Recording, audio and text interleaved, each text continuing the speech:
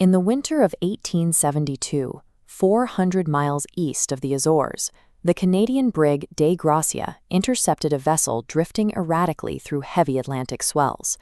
When the boarding party reached the deck, they found a ship that defied the usual logic of a wreck.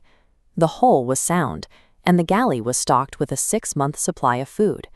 The crew's valuables, from their clothing to their wages, sat undisturbed in their quarters.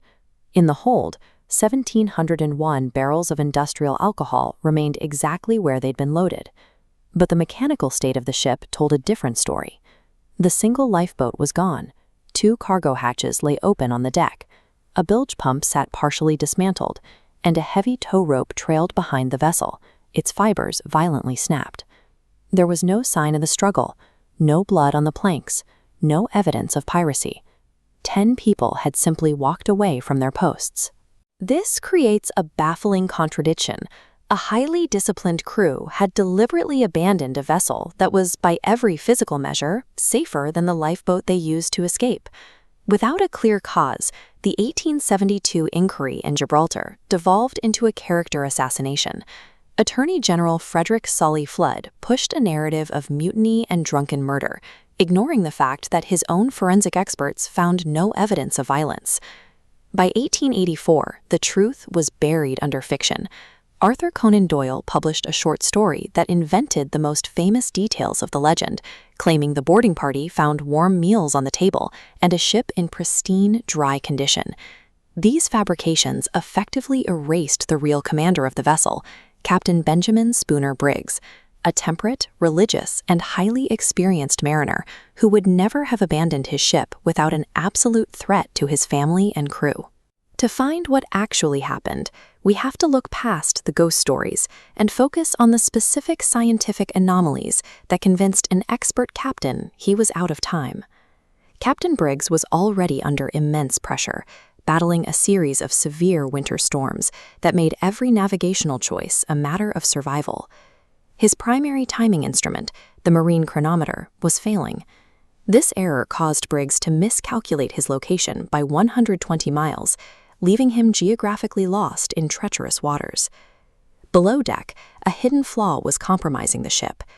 Debris from a previous cargo of coal and a recent refitting had settled into the bilge, and as the ship pitched in the storm, this dust and wood shavings surged into the bilge pump, completely clogging the internal suction valves. With the pumps dead, the crew used a sounding rod to check for leaks. Then as the ship rolled, seawater sloshed up the interior of the hull, coating the rod and providing a highly exaggerated reading of the water level. Blind to his true position and receiving data that suggested the hull was rapidly taking on water, Briggs concluded his ship was foundering. Then, the chemical nature of the cargo provided the final catalyst. The hold was packed with 1,701 barrels of denatured alcohol, a substance that becomes a volatile gas when exposed to the air. 9 of these barrels were made of porous red oak, allowing roughly 300 gallons of ethanol to leak. As the ship reached the warmer Azores climate, the internal temperature crossed 13 degrees Celsius, the critical flashpoint point where the vapors reach maximum density. A random spark, likely from static or metal striking metal as the ship pitched violently, ignited the hold. The result was a high-pressure blue flash fire that blew the cargo hatches straight off the deck. This specific chemical combustion happens so quickly that it generates intense heat but leaves no physical scorch marks on the wood. The fire existed for only a few seconds before vanishing. To the crew, this invisible explosion was a terrifying false alarm. It suggested the entire vessel was seconds away from a catastrophic blast, leaving no physical evidence for the investigators who would arrive weeks later. Convinced the ship was sinking and actively exploding, Briggs ordered an immediate evacuation. The crew gathered their essential survival tools.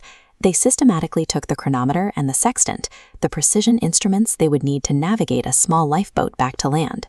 They used the thick peak halyard rope to tether the lifeboat to the stern of the main vessel.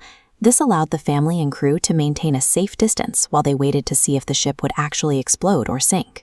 But as the storm intensified, the massive brigantine caught a heavy gust and surged forward.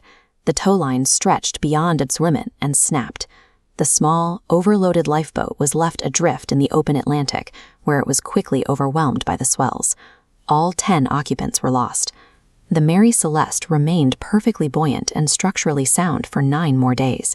It was a tragedy of deceptive data. From clogged pumps, a failing clock, and a thermodynamic fluke pushed a group of experts into a fatal choice. It shows that maritime history's most enduring mysteries are governed by the unforgiving laws of physics.